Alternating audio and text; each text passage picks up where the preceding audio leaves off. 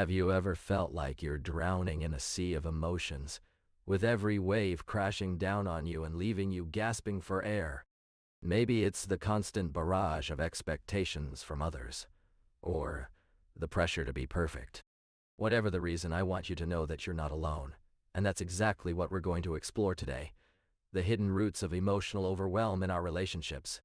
As we navigate the complexities of love, friendships, and family bonds, it's easy to get caught up in a cycle of emotional exhaustion. But what if I told you that there are underlying factors at play, shaping your experiences and behaviors, without you even realizing it? In this video, we'll delve into why you're more vulnerable to emotional overwhelm than you think, and what you can do about it. Let's start by exploring why you might be more vulnerable to emotional overwhelm than you think. It's not just about having too much on your plate or being sensitive, although those can certainly contribute. For some of us, the root causes of emotional overwhelm go far deeper. Think back to childhood. Did you have a parent who was emotionally unavailable or inconsistent in their love and support? Or maybe you experienced physical abuse or neglect. These early experiences can leave scars that make it difficult for us to regulate our emotions as adults. We might become hypervigilant, constantly scanning the environment for potential threats or praise. It's like being on high alert all the time. Or perhaps you're someone who has always been a people pleaser, putting others' needs before your own. You might be living with undiagnosed high-functioning depression, feeling drained and exhausted but not quite hitting rock bottom yet. As we explore these underlying factors, you'll begin to understand why emotional overwhelm has taken over in your relationships. You know that feeling when you're around your loved ones, but somehow you just can't connect? You're like a ship without an anchor, drifting aimlessly on the surface of life. Your heart feels heavy, and everything seems to be weighing you down. Maybe it's not even about what they're doing or saying. It's just that being in their presence is exhausting. Think back to times when you felt completely drained after interacting with someone close to you. Do you recall feeling irritable or annoyed for no apparent reason? Or perhaps you found yourself withdrawing from conversations, struggling to muster the energy to engage. These signs might seem subtle at first, but they're actually red flags that your emotional reserves are depleted. As a result, you may start to feel detached from those around you. You might find yourself withdrawing from activities or social events just to recharge on your own terms. It's like being in a state of perpetual jet lag. No matter how much sleep you get, you're still running on fumes. We've all been there, drowning in a sea of emotions, feeling like we're about to sink beneath the surface. But what happens when we try to keep going? Despite the overwhelming sense of exhaustion, we burn out, literally. Think of it like trying to run on an empty tank. No matter how much you put into it, the engine just won't start. And yet, many of us are guilty of doing just that, pouring all our energy into relationships and responsibilities without ever stopping to refill. You know that feeling when you're in a relationship and you just can't quite put your finger on what's missing? Maybe it's the constant sense of being on edge, like walking on eggshells around your partner. Or perhaps it's the creeping feeling of isolation, like you're standing alone on the dance floor while everyone else is moving to the beat. You know that feeling when you're constantly trying to guess what the other person wants or needs? It's like being in a restaurant, staring at the menu for hours, trying to choose the perfect dish for someone else.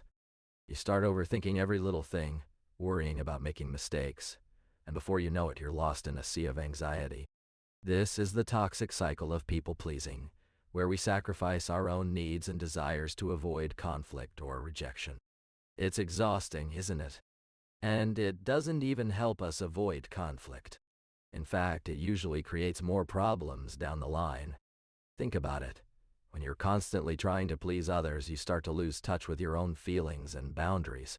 It's like being a river that's been diverted from its natural course. You're no longer flowing freely, but instead are stuck in a stagnant pool of uncertainty.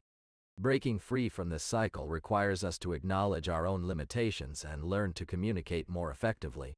We need to set realistic expectations with others and prioritize our own needs. It's not selfish. It's necessary for our well-being. You know, as we explore the concept of emotional overwhelm in relationships, I want to take a moment to acknowledge that childhood trauma is often at the root of these struggles. It's like a silent partner that accompanies us into adulthood, influencing our interactions and dynamics with others. Imagine carrying around a weighty backpack full of unprocessed emotions: shame, anxiety, hypervigilance, all those feelings we learned to suppress or hide as children. For some of you, this might mean feeling like an emotional sponge, constantly soaking up the needs of others while neglecting your own. You may feel drained, resentful, or even numb in relationships. Or maybe you're someone who has built walls around yourself, making it difficult for others to get close. Whatever the manifestation, recognize that these patterns are not a personal failing. They're an attempt to cope with unresolved childhood wounds. Let's explore how we can begin to work through these emotions and develop more authentic connections in our adult relationships. You know, we often associate depression with feelings of sadness or hopelessness. But what if I told you that high-functioning depression can be a sneaky enemy of emotional balance? It's like living in a perpetual state of gray skies, where the sun is always hiding behind thick clouds. You might feel numb, disconnected from your emotions and those around you. Your relationships suffer because you're not fully present, and it's hard to shake off that feeling of being overwhelmed. Imagine being on a boat in rough waters. The waves crash against the hull, but instead of screaming for help, you just pretend everything is fine. You put on a mask of normalcy, but inside you're struggling to stay afloat. This is what it's like to live with high-functioning depression. It's exhausting, because even when we think we're doing okay, our emotions are still simmering beneath the surface. We often neglect to acknowledge this aspect of depression in relationships because it can be so subtle. We might feel guilty for not being able to connect with others, or worried that sharing our true feelings will lead to rejection. But what if I told you that by acknowledging the presence of high-functioning depression, we can begin to work towards healing and recovery? As we wrap up this journey through emotional overwhelm in relationships, I want to leave you with a sense of hope and empowerment. You've taken the first step by acknowledging that something's not quite right, whether it's feeling suffocated by another person's needs or struggling to set boundaries. It takes immense courage to admit when we're drowning. Remember that emotional awareness is like having a map for your inner world. It allows you to navigate through turbulent waters and find safe harbors. You can start using this map to chart a course for healthier relationships, ones where mutual respect and understanding are the guiding lights. I want to share with you a personal story. I once knew someone who was shouldering everyone else's emotional weight. They'd attend therapy sessions with me, carrying the burdens of their partner, friends, and family on their shoulders. It took time, patience, and self-compassion for them to learn how to prioritize their own emotional needs. Now, they're leading a life that truly nourishes their soul. As we conclude this journey through emotional overwhelm, I want you to take a moment to acknowledge just how far you've come. It's not always easy to confront the parts of ourselves that need attention. But it's in those moments of vulnerability that we discover our greatest strength. Remember, healing and growth are lifelong processes, not destinations. Be gentle with yourself as you continue on this path and celebrate each small victory along the way. These tiny triumphs may seem insignificant at first, but they're the building blocks of a life well lived. Your relationships, your mental health, it's all worth it. You are worthy of love, care, and compassion, not just from others, but also from yourself. As you continue to grow and evolve, I encourage you to stay connected with this community. We'll be here, supporting and guiding you every step of the way. And when the journey gets tough, as it inevitably will, remember that you're not alone. Subscribe to our channel for more resources, support, and guidance on your path towards emotional well-being.